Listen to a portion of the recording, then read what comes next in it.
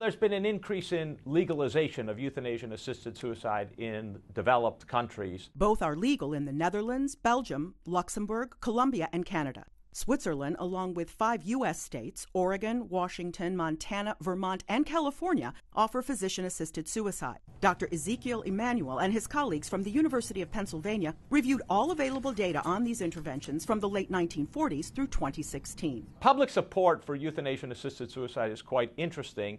It's more supportive of euthanasia.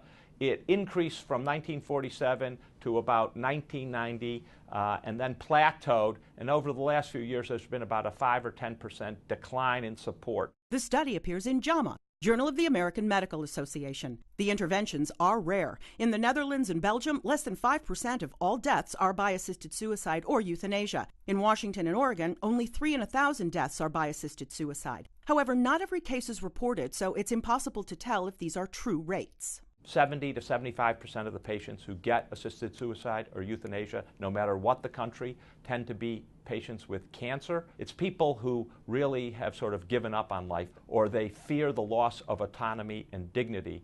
They tend to be older, white, well-educated, and well-insured.